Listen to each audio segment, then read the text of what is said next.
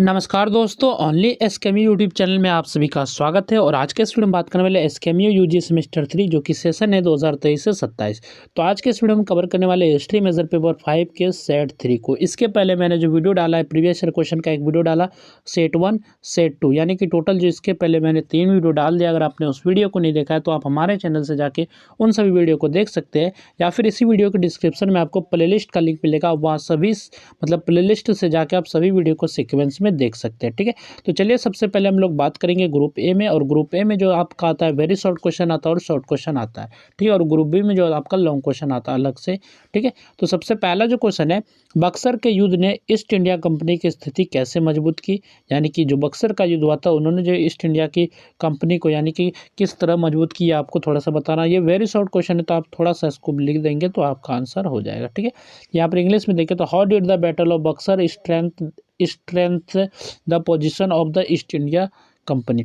तो बक्सर के युद्ध ने जो ईस्ट इंडिया कंपनी की स्थिति इसलिए मजबूत की क्योंकि इस युद्ध में कंपनी ने मीर कासिम, अवध के नवाब और मुगल सम्राट के संयुक्त सेना को पराजित किया।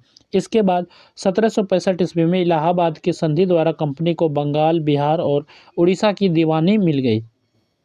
इससे कंपनी को सीधे राजस्व वसूली का अधिकार प्राप्त हुआ और उसकी राजनीतिक व आर्थिक शक्ति जो है अत्यंत बढ़ गई। तो इस प्रकार जो है बढ़ गई।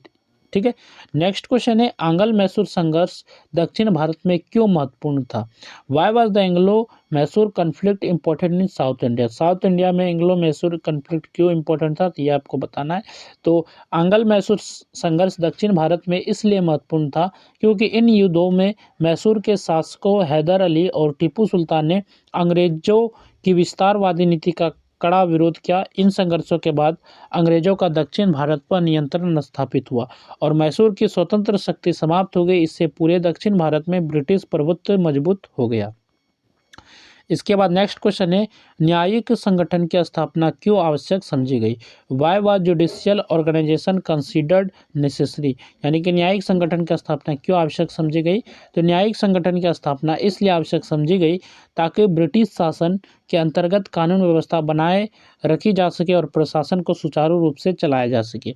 इसके माध्यम से विवादों का निपटारा, अपराधों पर नियंत्रण और सरकारी नीतियों का प्रभावी क्रियान्वयन संभव हुआ। और न्यायिक संगठन ने अंग्रेजी शासन को वैधता और स्थिरता प्रदान की। नेक्स्ट क्वेश्चन है, अनुद्योगीकरण का सबसे अधिक प्रभाव किस वर्ग पर पड़ा। Which class was must affected by deindustrialisation. यानी कि अनुद्योगीकरण से कारण जो किस वर्ग पर सबसे ज़्यादा अधिक प्रभाव पड़ा।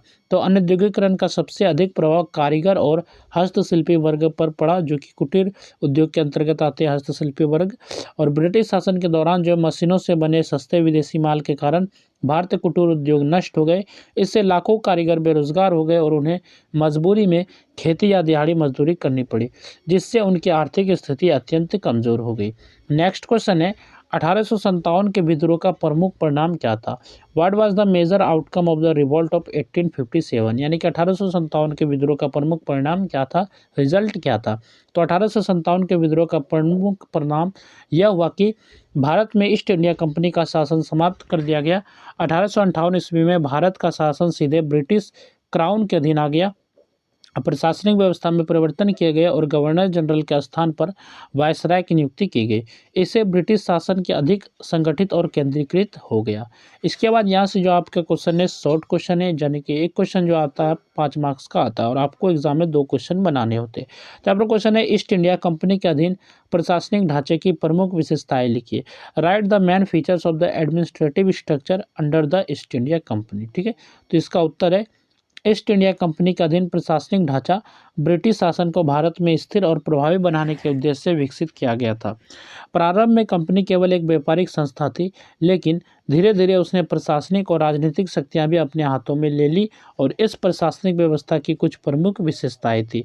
इस ढांचे की पहली प्रमुख विशेषता केंद्रीकृत शासन व्यवस्था थी। भारत में सर्वोच्च प्रशासनिक अधिकारी गवर्नर जनरल होता था, जिसकी सहायता के लिए एक परिषद होती थी और गवर्नर जनरल के पास व्यापक कार्यकारी, विधायी और कभी कभी न्यायिक शक्तियाँ भी होती थी। बंगाल, मद्रास और बॉम्बे जैसी प्रेसिडेंसियों में गवर्नर और उनकी परिषदें प्रशासन चलाती थी। दूसरा महत्वपूर्ण विशेषता गृह शासन और भारत प्रशासन का संबंध था। इंग्लैंड में स्थित निदेशक मंडल और नियंत्रण बोर्ड भारत से संबंधित नीतियां बनाते थे और भारत का प्रशासन इन्हीं आदेशों के अनुसार कार्य करता था। इससे भारत प्रशासन की स्वतंत्रता बहुत सीमित हो गई थी। तीसरी विशेषता सिविल सेवा की महत्वपूर्ण भूमिका थी। सिविल सेवा के अधिकारी प्रशासन की रीढ़ थे। वे राजस्व वसूली, कानून व्यवस्था बनाए रखने और सरकारी नीतियों को लागू करने के लिए जिम्मेदार थे। अधिकांश उच्च पदों पर अंग्रेज अधिकारियों की नियुक्ति होती थी और भारतीयों को इन पदों से दूर रखा गया। चौथी विशेषता यह थी कि प्रशासन अत्यधिक राजस्व केंद्रित था। भू राजस्व वसूली प्रशासन का मुख्य कार्य था। कलेक्टर और मजिस्ट्रेट को एक ही समय में राजस्व, प्रशासनिक और न्यायिक अधिकार दिए गए, जिससे शक्ति का केंद्रीकरण हुआ। पांचवी विशेषता यह थी कि प्रशासन का मुख्य उद्देश्य भारतीय जनता का कल्याण नहीं बल्कि ब्रिटिश हितों की रक्षा करना था। इस प्रकार ईस्ट इंडिया कंपनी का प्रशासनिक ढांचा संगठित तो था, लेकिन वह शोषणकारी और विदेशी हितों पर आधारित था। नेक्स्ट क्वेश्चन है, किसान विद्रोह के दो प्रमुख कारण लिखिए। Write two major causes of peasant revolts. तो किसान विद्रोह के दो प्रमुख कारण थे, भू राजस्व शोषण और महाजनी शोषण।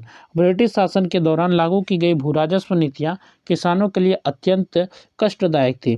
अस्थायी बंदोबस्त, रैयतवाड़ी और महालवाड़ी व्यवस्थाओं में राजस्व की दरें बहुत अधिक निर्धारित की गई थी। किसानों को फसल खराब होने या प्राकृतिक आपदाओं के समय भी पूरा लगान देना पड़ता था और समय पर कर ना दे पाने पर उनकी भूमि जो है नीलाम कर दी जाती थी। इससे किसान गरीबी, कर्ज और बेदखली का शिकार बन गए और यही स्थिति किसानों के विद्रोह के लिए प्रेरित करने लगी। दूसरा प्रमुख कारण महाजनों और जमींदारों द्वारा किया गया शोषण था।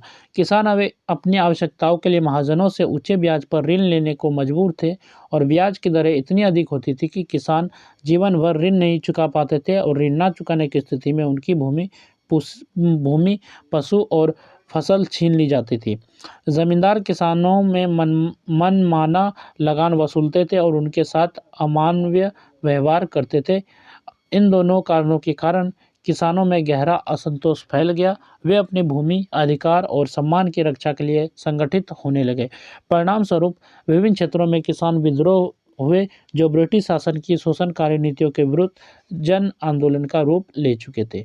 इसके बाद यहाँ से जो आपका क्वेश्चन है ग्रुप बी, यानी कि long answer type question, long question है और एग्जाम में आपको टोटल 4 क्वेश्चन बनाना होता है, तो ये आप लोग को पता होगा। ठीक है, तो बात करें इस पीडीएफ को किस तरह डाउनलोड कर सकते हैं, तो इस पीडीएफ को आप लोग डाउनलोड करने के लिए वीडियो में आपको लिंक मिलेगा टेलीग्राम चैनल का। आप जैसे उस लिंक पे क्लिक करेंगे तो आप इसी पीडीएफ पे डायरेक्ट हो जाएंगे और वहाँ से आप डाउनलोड करके इसको देख सकते हैं और अपना जो रिवीजन कर सकते हैं। और ये जो वीडियो है, ये last video history major paper 5 के लिए, यानी कि टोटल जो वीडियो आपको 4 वीडियो प्रोवाइड किया गया है। पहला प्रीवियस ईयर का क्वेश्चन, उसको भी देख लेना है आपको, सेट 1, सेट 2 और ये जो लास्ट वीडियो है सेट 3। तो ये चारों वीडियो को आपको अच्छे से तैयार कर लेना है। ठीक है, और यहाँ पर देख लेते हैं लॉन्ग क्वेश्चन क्या क्या है, तो इसको मैं थोड़ा सा पढ़ देता हूँ। तो प्लासी और बक्सर के युद्धों का तुलनात्मक अध्ययन कीजिए।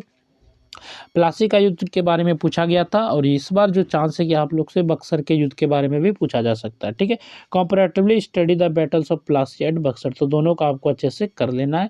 इसके बाद नेक्स्ट क्वेश्चन है क्वेश्चन नंबर 5, आंग्ल सिख संबंधों का ऐतिहासिक मूल्यांकन कीजिए। हिस्टोरिकली एवल्यूएट एंग्लो सिख रिलेशन, दोनों को ऐतिहासिक मूल्यांकन करना है एंग्लो सिख रिलेशन का। ठीक है, इसके बाद नेक्स्ट क्वेश्चन है ईस्ट इंडिया कंपनी के अधीन सिविल सेवा की भूमिका का मूल्यांकन कीजिए। Evaluate the role of civil service under the East India Company. इसके बाद नेक्स्ट क्वेश्चन है क्वेश्चन नंबर 7, औपनिवेशिक भारत में भू राजस्व प्रणालियों में के प्रभावों की विवेचना कीजिए। Discuss the impact of land revenue system in colonial India, यानी कि औपनिवेशिक भारत में भू राजस्व प्रणालियों के प्रभावों की विवेचना करना है। नेक्स्ट क्वेश्चन है क्वेश्चन नंबर 8, धन की निकासी और अनौद्योगिकरण के बीच संबंध स्पष्ट कीजिए। Explain the relationship between drain of wealth and deindustrialisation, यानी कि धन की निकासी और अनौद्योगिकरण के बीच आपको संबंध स्पष्ट करना है। नेक्स्ट क्वेश्चन है आदिवासी विद्रोह को औपनिवेशिक विरोध क्यों माना जाता है।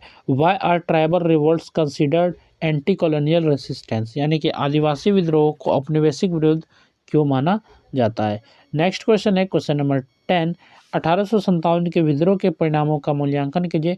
Evaluate the consequence of the revolt of 1857। इसके बाद नेक्स्ट क्वेश्चन है question number 11, east India Company के प्रशासन की सीमाओं की विवेचना कीजिए। Discuss the limitation of the administration of the East India company. और ये आपका लास्ट क्वेश्चन है और यहाँ से जो इसका आंसर भी इसी में मेंशन है पीडीएफ में, तो आप लोग इसको डाउनलोड कर सकते हैं। नीचे आपको वीडियो के डिस्क्रिप्शन में आपको लिंक मिलेगा, वहाँ जैसे क्लिक करेंगे तो आप इस पीडीएफ पे रिडायरेक्ट हो जाएंगे। तो चलिए इस वीडियो में बस इतना ही। आप लोग अगर हमारे चैनल पर नए हैं तो चैनल को ज़रूर से सब्सक्राइब कीजिएगा और जो है ज़्यादा से ज़्यादा कमेंट कीजिएगा। और भी पेपर जो भी आपका है यानी कि एमडीसी पेपर और सैक पेपर, ये सभी जो पेपर आप लोग कमेंट कीजिएगा, ताकि अभी से उसका अच्छे से प्रिपरेशन करके आपको नोट्स प्रोवाइड करने की कोशिश किया जा सके। ठीक है, तो चलिए इस वीडियो में बस इतना है, तो फिर मिलेंगे नेक्स्ट वीडियो में।